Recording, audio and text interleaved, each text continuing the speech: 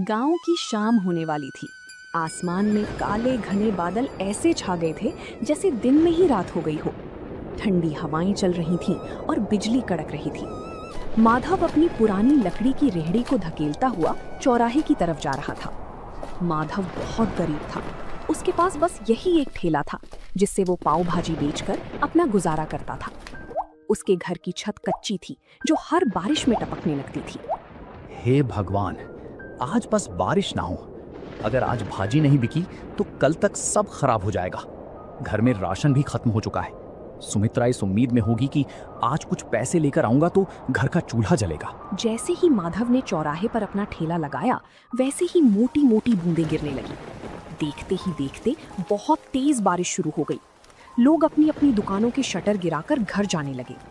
तभी माधव ने जल्दी से एक फटी हुई पन्नी निकाली और अपनी पाव भाजी को बचाने के लिए उसे ढक दिया। वो खुद तो भीग रहा था पर उसे चिंता अपनी भाजी की थी। तभी गांव का एक आदमी बिरजू, जो माधव के ठेले के पास से जा रहा था, उसने माधव से कहा, अरे माधव, ये क्या कर रहे हो? ऐसी आफत वाली बारिश में कौन बाहर आएगा तुम्हारी पाव भाजी खाने? घर जा भाई, वरना बीमार हो जाएगा। बिरजू भाई, गरीब को बीमारी से ज्यादा भूख का डर लगता है। आज दिन भर से 1 रुपए की भी बोहनी नहीं हुई है। अगर खाली हाथ घर गया तो सुमित्रा को क्या मुंह दिखाऊंगा। बारिश और भी तेज हो गई। वो एक पेड़ के नीचे खड़ा होकर बस आसमान की तरफ देखने लगा। उसकी आंखों में आंसू थे और दिल में डर। रात के 8 बज गए थे।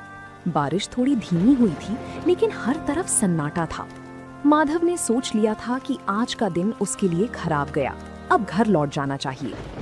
वो अपना सामान समेट ही रहा था कि अचानक एक बड़ी सी कार कीचड़ उछालती हुई आई और सीधे माधव के ठेले के पास आकर रुक गई। उस कार से एक साहब बाहर उतारते हैं और कहते हैं, ओ भाई, क्या कुछ खाने को मिलेगा? हम लोग शहर जा रहे थे लेकिन आगे का रास्ता बंद है। बहुत जोर की भूख लगी है। जी साहब, भाजी तो तैयार है, बस पाव गरम करने की देर है। आप 5 मिनट रुकिए, मैं अभी देता हूँ। अरे भाई जल्दी करो, इस ठंड में कुछ गर्मा गर्म मिल जाए तो जान में जान आए। माधव के मुरझाए हुए चेहरे पर रौनक आ गई। उसने जल्दी से चूल्हा जलाया। मक्खन की खुशबू चारों तरफ फैल गई। उसने तवे पर भाजी को अच्छे से मैश किया और पाव को मक्खन लगाकर लाल होने तक सेंका। गर्मा गर्म धुआं निकलती पाव भाजी देखकर उन मुसाफिरों की भूख और बढ़ गई। जिसके बाद माधव गर्मा गर्म पाव भाजी की प्लेट सजाकर साहब को देता है। लीजिए साहब, गर्मा गर्म पाव भाजी खाइए। जिसके बाद साहब जैसे ही पाव भाजी का एक निवाला खाते हैं तो माधव से कहते हैं, वाह भाई, क्या स्वाद है। हमने शहर के बड़े होटलों में खाया है पर ऐसी चटपटी भाजी कहीं नहीं मिली। तुमने तो कमाल कर दिया। सच में यार, इस बारिश में इसका स्वाद दुगना हो गया है। भाई 2 प्लेट और लगाओ। माधव की मेहनत रंग लाई। उन लोगों ने भर पेट खाना खाया। जब पैसे देने की बात आई तो साहब ने खुश होकर माधव को 2000 का नोट थमा दिया। साहब, ये तो बहुत ज्यादा है। मेरे पास तो छुट्टी भी नहीं है। रख लो भाई, इस मुसीबत में तुमने हमें खाना खिलाया, ये उसके लिए छोटा सा इनाम है। खुश रहो। गाड़ी वहां से चली गई। तभी माधव ने उस नोट को अपने सिर से लगाया और भगवान का शुक्रिया किया। वो जल्दी जल्दी अपना ठेला लेकर घर की तरफ भागा। उसे लग रहा था जैसे आज वो दुनिया का सबसे अमीर आदमी है, पर उसे नहीं पता था कि गांव का ही एक लालची आदमी राजेश ये सब छिपकर देख रहा था और उसके मन में जलन पैदा हो रही थी। राजेश गांव में एक छोटी सी किराने की दुकान चलाता था, लेकिन उसका दिल बहुत छोटा था। जब उसने देखा कि कल रात माधव ने एक ही बार में 2000 रुपए कमा लिए तो उसके पेट में वो बात पच नहीं पाती। वो सोचने लगा कि अगर ये गरीब पाव भाजी वाला ऐसे ही पैसे कमाने लगा तो कल को ये मेरी बराबरी करने लगेगा। जिसके बाद उसने अपने चेले से कहा, देख रहा है कल्लू, कल तक जिसके पास नमक खरीदने के पैसे नहीं थे, आज उसके ठाठ देख। ये शहर वाले भी पागल है, कहीं भी रुककर कुछ भी खा लेते हैं। हमें कुछ ऐसा करना होगा कि इसकी दुकान पर कोई कदम भी ना रखे। शाम को फिर से हल्की हल्की बूंदाबांदी शुरू हो गई। माधव अपनी भाजी तैयार कर रहा था। तभी राजेश अपने 2-3 साथियों के साथ वहां पहुंचा और जानबूझकर शोर मचाने लगा। अरे छी छी माधव, ये कैसी बदबू आ रही है तेरे ठेले से? इस भाजी में सब्जियां सड़ी हुई इस्तेमाल कर रहा है क्या? कल रात शहर वालों को तो ठग लिया और अब हमें बीमार करने का इरादा है क्या? नहीं राजेश भैया, ये आप कैसी बात कर रहे हैं? सुमित्रा ने सुबह ही मंडी से ताजी गोभी और मटर लाकर दिए हैं और अपने ठेले पर सफाई का पूरा ध्यान भी रखता हूँ। अरे चुप कर, सबको दिख रहा है कि तू बारिश के गंदे पानी में पाँव सेक रहा है। गांव वालों सुन लो, अगर माधव की पाव भाजी खाई तो पेट खराब होना पक्का है। कल रात जो लोग खाकर गए थे, सुना है उनकी तबीयत बिगड़ गई है। राजेश की बात सुनकर जो एक दो लोग आने वाले थे वो भी ठिठक गए। गांव में अफवाह आग की तरह फैलती है। माधव सफाई देता रहा, लेकिन राजेश ने वहां इतना हंगामा किया कि लोग डर के मारे दूर हटने लगे। माधव का दिल टूट गया। उसे समझ ही नहीं आ रहा था कि बिना किसी गलती के उसे ये सब क्यों झेलना पड़ रहा है। अगले 2 घंटे तक माधव खाली बैठा रहा। बारिश तेज होने लगी थी और राजेश दूर खड़ा ये सब देखकर हंस रहा था। तभी अचानक वही गाड़ी फिर से आकर रुकी जो परसों आई थी। गाड़ी से वही साहब बाहर निकले, लेकिन आज उनके साथ उनकी पत्नी भी थी। साहब मुस्कुराते हुए माधव के पास आते हैं और कहते हैं, नमस्ते भाई, आज हम खास तौर पर तुम्हारी पाव भाजी खाने के लिए शहर से यहाँ तक आए हैं। मेरी पत्नी को तुम्हारी भाजी का स्वाद इतना पसंद आया कि उसने आज घर पर खाना ही नहीं बनाया। साहब, पर यहाँ तो लोग कह रहे हैं कि मेरी भाजी खाकर आपकी तबीयत खराब हो गई थी। अरे कौन फैला रहा है ये झूठ? हम तो कल से और ज्यादा तरोताजा महसूस कर रहे हैं। बल्कि मैंने तो अपने ऑफिस के ग्रुप में भी तुम्हारी फोटो डाली है। देखो पीछे एक और गाड़ी आ रही है, वो सब मेरे दोस्त हैं। साहब की बात सुनते ही राजेश का चेहरा पीला पड़ गया। देखते ही देखते वहां 3-4 गाड़ियां और रुक गईं। माधव ने फुर्ती से काम शुरू किया। ताजे मक्खन और मसालों की ऐसी महक उठी कि गांव के जो लोग राजेश की बातों में आ गए थे वो भी अपनी भूख नहीं रोक पाए। तभी गांव का एक बुजुर्ग माधव के ठेले पर आकर बोलता है, माधव बेटा, हमें माफ करना, हम इस राजेश की बातों में आ गए थे। हमें भी एक प्लेट पाव भाजी खिलाओ, इसकी खुशबू ने तो भूख जगा दी है। उस रात माधव की सारी भाजी बिक गई। राजेश शर्म के मारे वहां से खिसक गया। माधव ने आज सिर्फ पैसे ही नहीं कमाए थे, बल्कि राजेश की साजिश को भी नाकाम कर दिया था। माधव की दुकान अब गांव और शहर दोनों जगह मशहूर होने लगी थी। हर शाम उसके ठेले पर भीड़ जुटने लगी थी। सुमित्रा भी अब घर पर माधव की मदद करती और दोनों मिलकर और भी स्वादिष्ट मसाले तैयार करने लगे। लेकिन माधव का सपना अब बड़ा हो गया था और एक रात जब माधव घर लौटा तो उसने देखा कि सुमित्रा छत से टपकते पानी को रोकने के लिए बर्तन रख रही है। पूरी रात दोनों सो नहीं पाए क्योंकि बिस्तर भीग चुका था। और तभी उस रात माधव ने एक बड़ा फैसला लिया। सुमित्रा, अब बहुत हो गया। कब तक हम इस टपकती छत के नीचे रात गुजारेंगे? भगवान की दया से अब हमारे पास कुछ पैसे जमा हो गए हैं। मैं सोच रहा हूँ कि अब ठेला छोड़कर एक छोटी सी दुकान किराए पर ले लूं। दुकान? पर उसके लिए तो बहुत पैसे लगेंगे और गांव के चौराहे पर दुकान मिलना भी तो मुश्किल है। कोशिश करने में क्या हर्ज है? अगर एक बार पक्की दुकान हो गई तो बारिश में भी धंधा बंद नहीं होगा और लोग आराम से बैठकर खा सकेंगे। मैं कल ही सरपंच जी से बात करूंगा। अगले दिन माधव सरपंच जी के पास गया। सरपंच जी ने माधव की मेहनत देखी थी, इसलिए उन्होंने उसे चौराहे के पास एक पुरानी दुकान किराए पर दिलाने में मदद की। माधव ने दिन रात एक करके उस दुकान की सफाई की और उसे एक छोटी सी पाव भाजी ढाबे का रूप दे दिया। माधव के ढाबे का नाम रखा गया माधव पाव भाजी सेंटर। उद्घाटन के दिन माधव ने पूरे गांव को न्योता दिया।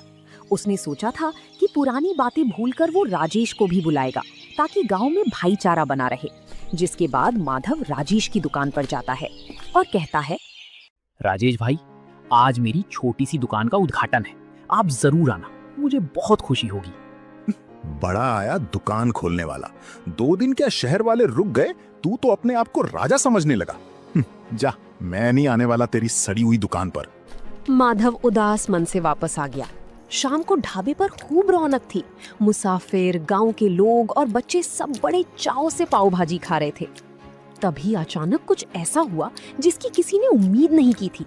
गांव के कुछ आवारा लड़के, जिन्हें राजेश ने पैसे देकर भेजा था, ढाबे के अंदर आए और शोर मचाने लगे। और एक लड़का जानबूझकर प्लेट नीचे गिरा देता है और कहता है, अरे ये कैसी भाजी है? इसमें तो कंकड़ पत्थर हैं। तुम लोग हमें बीमार करना चाहते हो क्या? माधव सन्न रह गया। उसे पता था कि भाजी उसने खुद छानी है, उसमें कंकड़ हो ही नहीं सकते। लेकिन वो लड़के इस बात को लेकर दुकान का सामान बाहर फेंकने लगे, जिसके कारण दुकान का पूरा माहौल खराब हो गया। तभी भीड़ में से एक कड़क आवाज आई, रुको, ये क्या बदतमीजी है। सबने मुड़कर देखा तो वो गांव के नए हेड कांस्टेबल रघुवीर सिंह थे। वो सादे कपड़ों में अपनी पत्नी के साथ वहां पाव भाजी खाने आए थे। उन्हें देखकर राजेश के भेजे हुए लड़के घबरा गए, जिसके बाद रघुवीर सिंह उन लड़कों के पास जाकर कंकड़ वाली प्लेट उठाते हैं और कहते हैं, तुम कह रहे हो इसमें कंकड़ है? जरा मैं भी तो देखूं। हाँ, अरे ये कंकड़ तो ऊपर से डाले गए लगते हैं, क्योंकि इस कंकड़ पर भाजी का मसाला भी नहीं लगा है। सच सच बताओ, तुम्हें यहाँ हंगामा करने के लिए किसने भेजा है? वो साहब, हमें तो राजेश भैया ने बोला था कि माधव की दुकान जमने नहीं देनी है। उन्होंने हमें पैसे दिए थे। ये सुनते ही वहां खड़े गांव वालों में कानाफूसी शुरू हो गई। सबको समझ आ गया कि माधव बेकसूर है, जिसके बाद रघुवीर सिंह ने उन लड़कों को डांट कर भगा दिया और माधव से कहने लगे, माधव भाई, डरो मत। तुम्हारी ईमानदारी ही तुम्हारी सबसे बड़ी ताकत है। आज से यहाँ तुम्हें कोई परेशान नहीं करेगा। चलो, अब हमारे लिए 2 प्लेट बढ़िया सी पाव भाजी लगाओ, बहुत भूख लगी है। माधव की आंखों में आंसू आ गए। उसने हिम्मत जुटाई और फिर से काम शुरू किया। उस दिन के बाद गांव वालों का भरोसा माधव पर और भी ज्यादा बढ़ गया। माधव का काम अब दिन दुगुनी रात चौगुनी तरक्की कर रहा था। दूसरी तरफ राजेश की जलन कम होने का नाम नहीं ले रही थी। उसने सोचा कि अगर माधव पाव भाजी बेचकर अमीर हो सकता है तो मैं क्यों नहीं। उसने भी अपनी दुकान के बाहर पाव भाजी का बड़ा सा बोर्ड लगा दिया और तभी राजेश ने अपने चेले कल्लू से कहा, देख कल्लू, माधव ताजी सब्जियां और महंगा मक्खन डालता है, इसलिए उसे बचत कम होती है। हम क्या करेंगे, हम मंडी से सस्ती और थोड़ी बासी सब्जियां लाएंगे और मक्खन की जगह सस्ता डालडा घी इस्तेमाल करेंगे और स्वाद के लिए तेज मिर्च डाल देंगे। किसी को पता नहीं चलेगा। राजेश ने दुकान तो शुरू कर दी, लेकिन उसका इरादा सिर्फ पैसा कमाना था, सेवा करना नहीं। शुरुआत में कुछ लोग कम दाम के लालच में राजेश के पास गए, लेकिन 2 ही दिन में असर दिखने लगा और एक दिन गांव का एक आदमी पेट पकड़कर राजेश की दुकान पर आया और कहने लगा, अरे राजेश, ये क्या खिला दिया तुमने? कल रात तुम्हारी पाव भाजी खाई थी, तब से पूरे घर का पेट खराब हो गया है। डॉक्टर के यहाँ चक्कर लगाने पड़ रहे हैं। धीरे धीरे राजेश की पोल खुलने लगी। जो लोग सस्ते के चक्कर में राजेश के यहाँ पाव भाजी खाने गए थे, उनकी तबीयत खराब हो गई थी। गांव के पंचायत में राजेश की शिकायत पहुंच गई। सरपंच जी ने राजेश पर भारी जुर्माना लगाया और उसकी दुकान कुछ दिनों के लिए बंद करवा दी। राजेश को लालच की बहुत बड़ी सजा मिली थी। राजेश की दुकान बंद हो गई और पूरे गांव में उसकी बदनामी हो गई। दूसरी तरफ माधव ने अपनी मेहनत से न केवल गांव वालों का दिल जीता, बल्कि अब दूर दूर से लोग उसकी पाव भाजी का स्वाद चखने आने लगे थे। लेकिन माधव का दिल आज भी उतना ही साफ था जितना पहले दिन था। माधव का छोटा सा ढाबा अब छोटा पड़ने लगा था। शहर के एक बड़े अखबार में माधव की कहानी छपी कि कैसे एक गरीब पाव भाजी वाले ने अपनी ईमानदारी से अपनी किस्मत बदली। इस खबर के बाद शहर के एक बड़े बिजनेसमैन माधव के पास आए।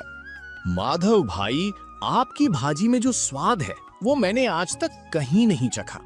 मैं चाहता हूँ कि शहर के मुख्य हाईवे पर हम मिलकर एक बड़ा फैमिली रेस्टोरेंट खोलें। जगह और पैसा मेरा होगा और हुनर आपका। साहब, मैं तो एक छोटा सा आदमी हूँ। मुझे डर लगता है कि कहीं मैं इतनी बड़ी जिम्मेदारी संभाल पाऊंगा या नहीं। क्यों नहीं संभाल पाएंगे? आपने कीचड़ और बारिश में ठेला चलाया है, ये तो फिर भी छत के नीचे का काम है। आपको भगवान ने मौका दिया है, इसे मत छोड़िए। माधव मान गया। कुछ ही महीनों में हाईवे पर एक आलीशान ढाबा तैयार हो गया, जिसका नाम रखा गया माधव की असली पाव भाजी। अब माधव के पास काम करने के लिए कई लोग थे, लेकिन वो आज भी खुद खड़े होकर भाजी का मसाला तैयार करता था ताकि स्वाद न बदले। माधव अब एक बड़ा आदमी बन चुका था। उसने गांव में अपने लिए एक पक्का और सुंदर घर बनवा लिया था। एक दिन जब वो अपने पुराने गांव के चौराहे से गुजर रहा था, तो उसने देखा कि राजेश अपनी दुकान के बाहर बहुत उदास बैठा है। उसकी दुकान पर धूल जमी थी और वो बहुत कमजोर लग रहा था। जिसके बाद माधव राजेश के पास जाता है और कहता है, राजेश भाई, राम राम, क्या हालचाल है? माधव, तुम यहाँ? भाई, मुझे माफ कर दो। मैंने तुम्हारे साथ बहुत बुरा किया, तुम्हारी दुकान उजाड़ने की कोशिश की। आज देखो, कुदरत ने मुझे वहीं लाकर खड़ा कर दिया है। मेरी दुकान बिकने की कगार पर है और मेरे पास कोई काम नहीं है। पुरानी बातें भूल जाओ राजेश भाई। इंसान गलती का पुतला है। मुझे आपसे कोई शिकायत नहीं है। अगर आप चाहें तो मेरे नए होटल में स्टोर मैनेजर का काम संभाल सकते हैं। मुझे किसी भरोसेमंद आदमी की जरूरत है। तुम सच में महान हो माधव। मैंने तुम्हें गिराना चाहा और तुम मुझे सहारा दे रहे हो। मैं वादा करता हूँ अब कभी लालच नहीं करूंगा और पूरी ईमानदारी से काम करूंगा। माधव ने राजेश को गले लगा लिया। गांव वाले ये देखकर दंग रह गए कि कैसे एक गरीब पाव भाजी वाले ने न केवल गरीबी को हराया बल्कि अपने दुश्मन को भी अपनी अच्छाई से जीत लिया। माधव की कहानी हमें सिखाती है कि बारिश चाहे कितनी भी तेज हो, अगर इरादे पक्के हों तो सूरज जरूर निकलता है। तो दोस्तों, आप लोगों को ये कहानी कैसी लगी कमेंट करके जरूर बताएं और ऐसी कहानियों को देखने के लिए वीडियो को लाइक करें और चैनल को सब्सक्राइब करें।